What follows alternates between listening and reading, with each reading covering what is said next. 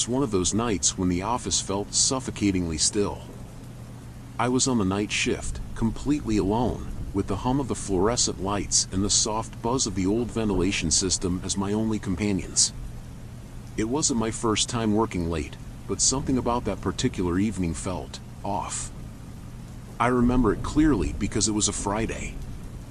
Everyone else had left hours ago, and I was left behind to finish up a critical report for Monday's meeting. The office was located on the outskirts of town, tucked away in a nearly abandoned industrial complex. Nothing but empty parking lots and warehouses surrounded us, and on nights like this, that isolation felt palpable. By 11 p.m., I had become hyper-aware of every tiny noise. The clacking of my keyboard was sharp and almost too loud, echoing off the walls in the open workspace. Occasionally, I'd hear a creak, a pop from the old building settling, I told myself.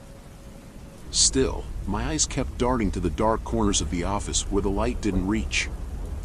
Around midnight, the air changed.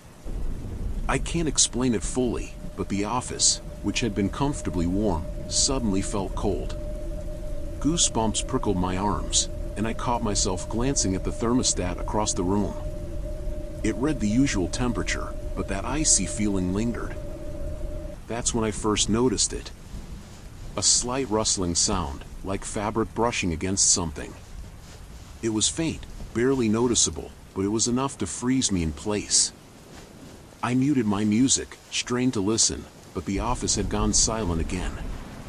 I shook it off. Maybe it was just the wind outside, or a draft I hadn't noticed. I got back to work, determined to finish and leave, but then it happened again. This time louder, closer. I stood up, hesitating, but curiosity got the better of me. I stepped out into the hallway, the sound still fresh in my mind. My footsteps echoed as I walked toward the back storage room where the sound seemed to come from. The door was slightly ajar. I felt the urge to turn around, to leave, but something compelled me forward. I pushed the door open wider. The room was dark, save for the sliver of light coming from the hallway behind me. Shelves lined the walls, filled with unused office equipment and forgotten paperwork. But what caught my attention was a single chair, placed awkwardly in the middle of the room, facing the door. It wasn't there before. I know it wasn't there. I've been in and out of that room a dozen times.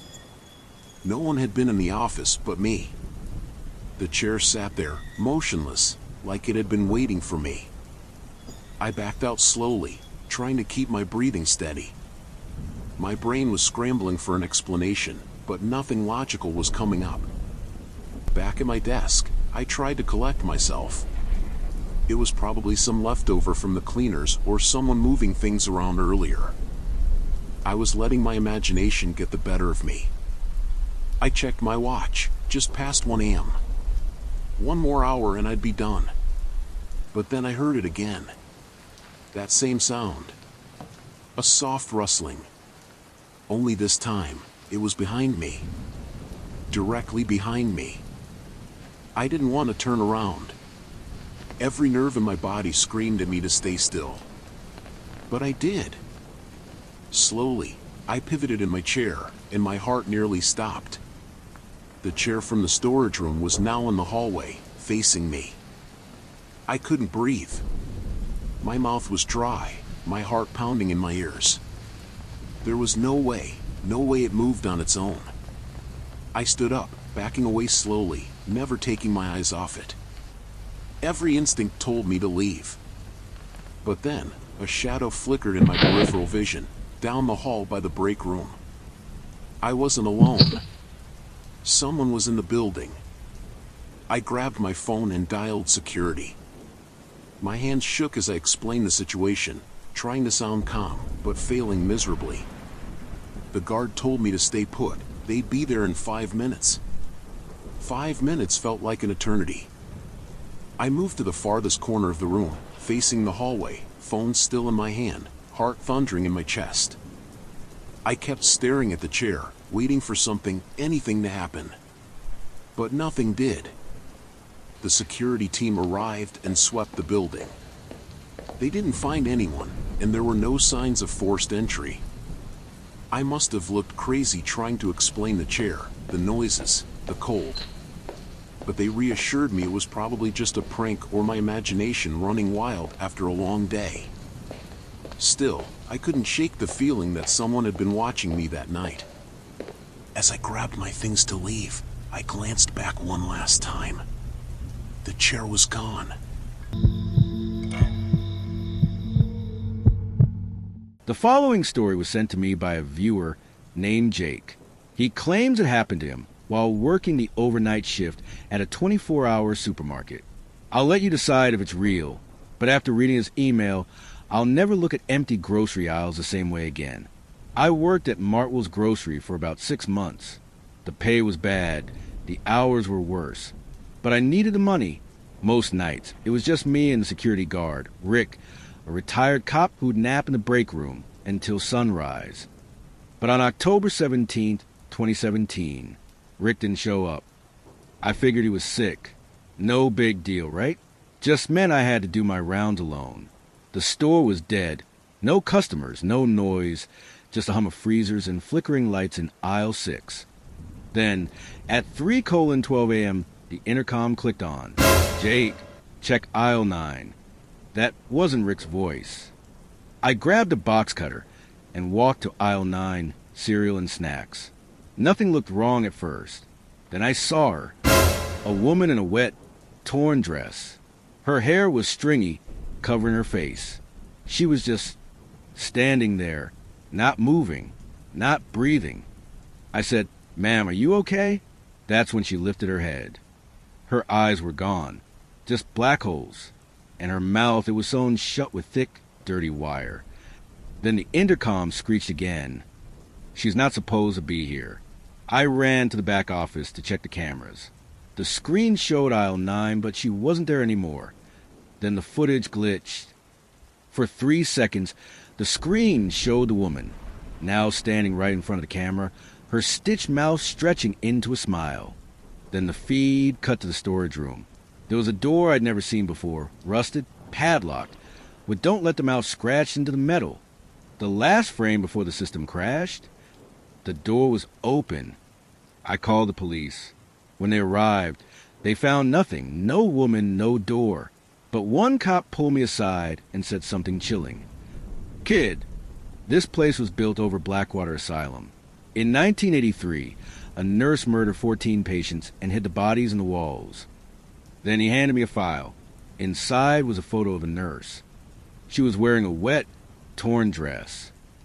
I quit the next day, but as I left, I found a note in my locker. "She thinks you're one of them." That night, I woke up to my closet door creaking open. Inside, hanging behind my clothes, was a wet, torn dress. I moved cities the next week, but sometimes when I'm alone at night, I still hear the intercom. "Jake, she found you." Jake's story is one of the most disturbing emails I've ever received. What's worse, I looked into Martwell's Grocery, and in 2019, it suddenly closed down. No explanation. Just boarded up windows and a condemned sign. Asterisk, maybe some places are better left empty. It started like any other late evening, working the night shift in a supermarket small, local store, which, beyond 10 p.m., always seemed to feel more like a tomb. Hardly anyone ever came in at that time, and if they did, it was always quick. In and out. But that night was different. I punched the time clock a little before 9 p.m., like I usually did, ready for another boring night of restocking shelves and listening to music as one does to make the time pass. By 11, the place was dead save a few overhead lights casting long shadows down the aisles. I was in the back near the frozen section when I heard the first noise. A soft thud. Like something had fallen. I stopped and listened. There was silence. I brushed it off and went back to work. Then, the lights flickered. Not the entire store, just the ones near the front entrance. I assumed it was a power surge. We'd had those before, and they never lasted long. But what really caught my eye was the security camera feed near the registers. I caught, out of the corner of my eye, movement on the screen. There was this dark figure that passed by one of the rows.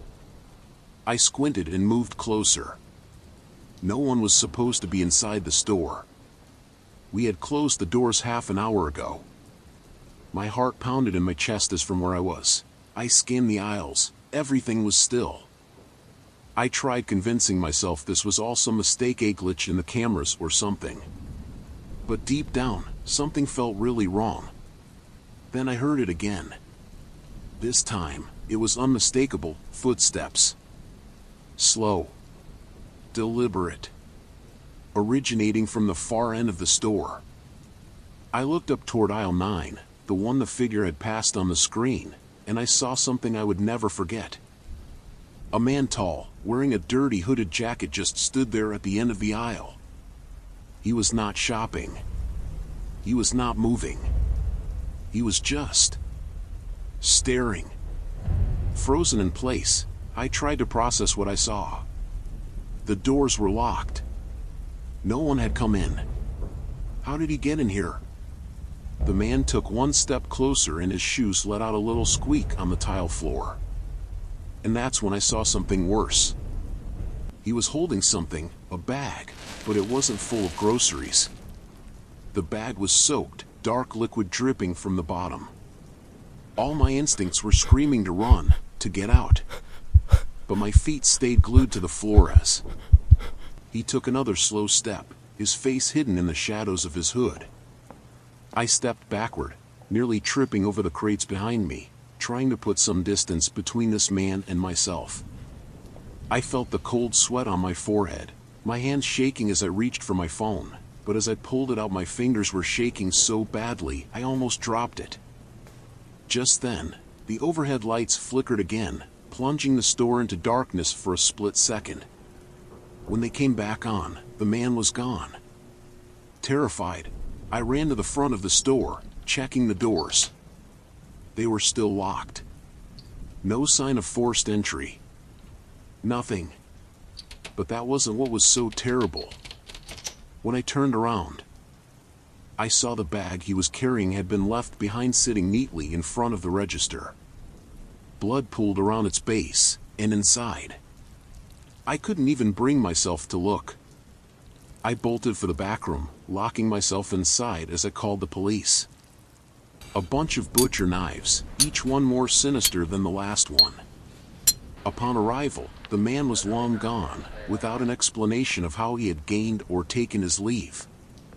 The bag, however, held a heinous surprise. That was the last night I ever worked the graveyard shift by myself. Because whoever that guy was, he wasn't there just to shop. But sometimes, well into the night, when I'm home by myself, I could swear that I still hear those footsteps behind me. And I have no idea if he ever shows up again.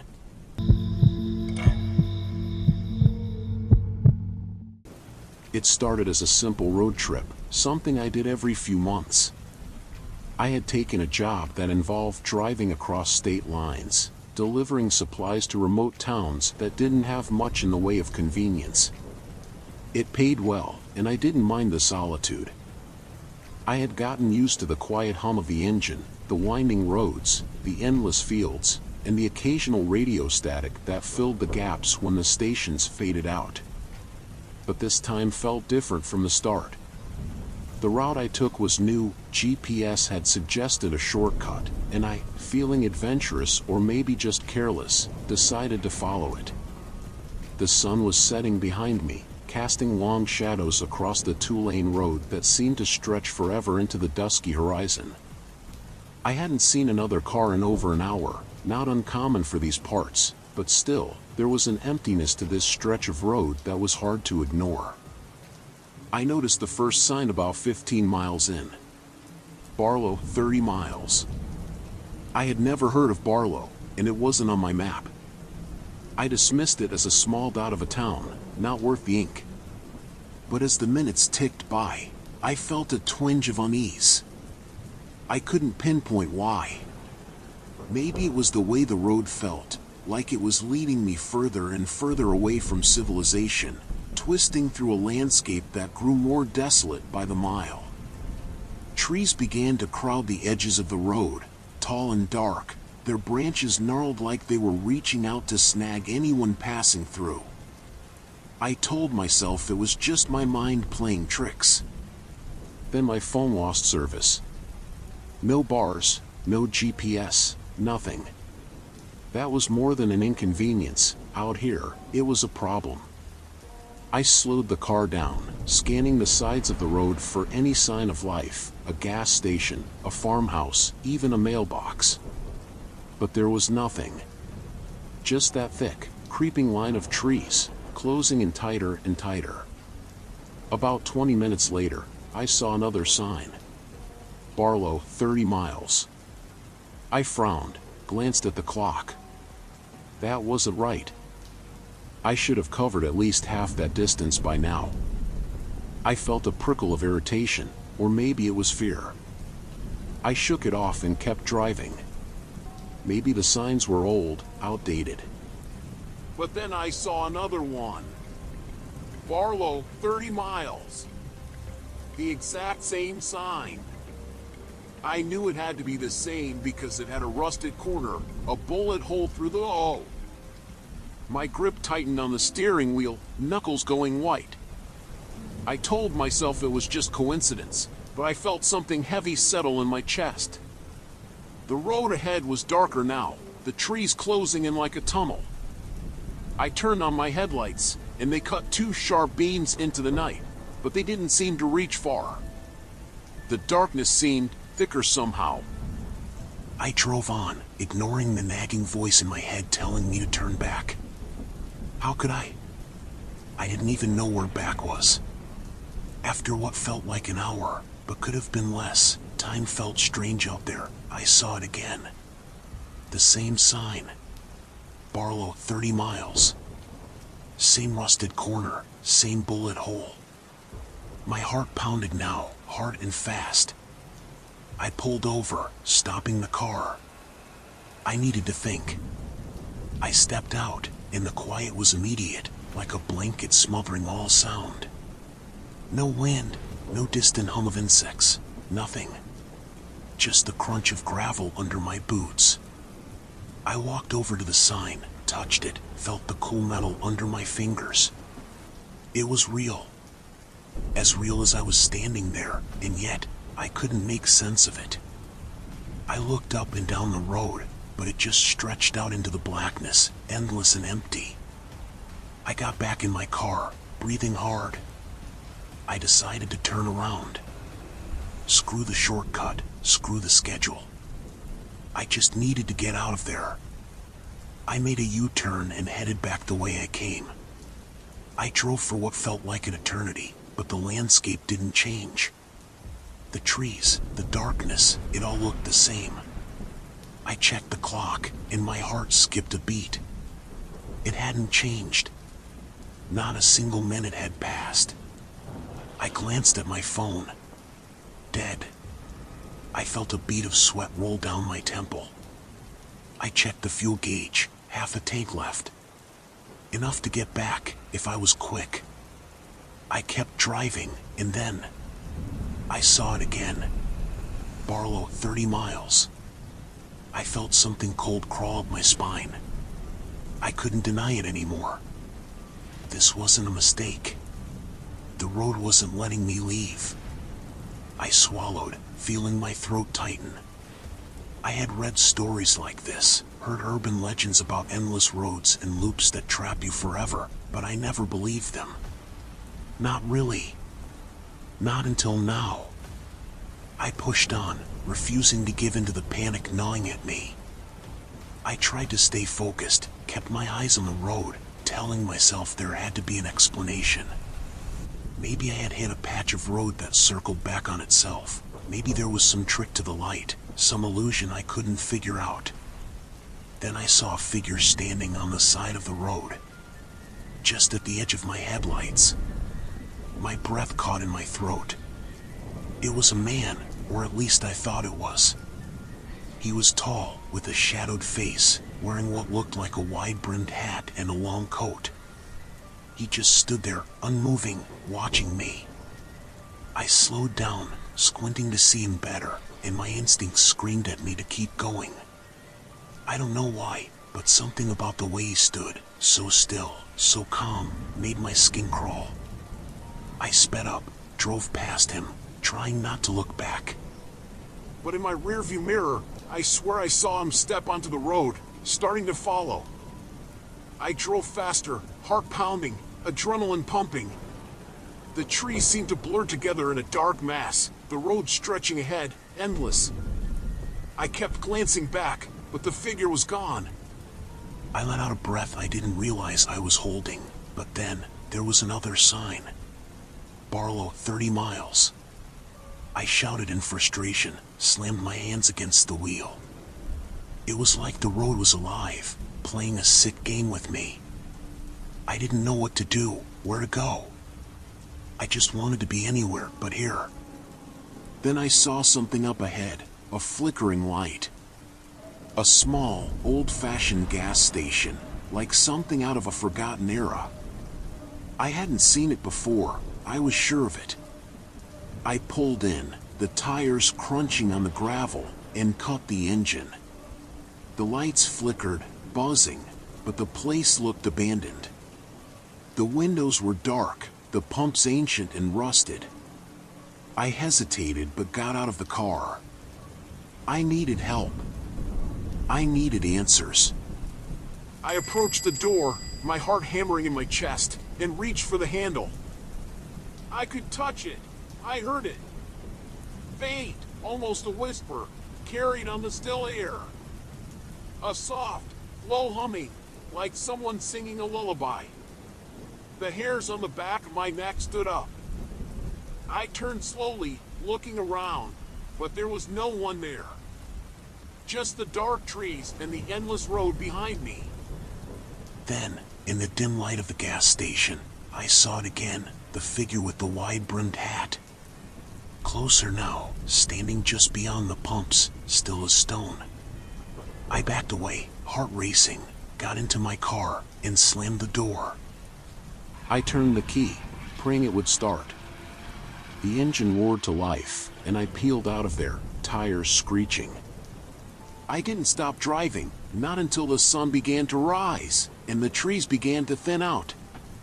Eventually, I saw another sign, Highway 47 to 2 miles. Relief washed over me, and I sped up, not daring to look back. I finally made it to a small town, and I collapsed at a diner, babbling my story to anyone who would listen. Some of them nodded, a few even looked sympathetic, but most just stared at me like I was crazy. I don't blame them. I think I was crazy too. But I know what I saw, what I felt on that road. I've never gone back that way again. And every now and then, when I'm driving alone at night, I'll glance at the GPS, just to make sure I'm not headed back to Barlow. Because I know it's still out there, waiting.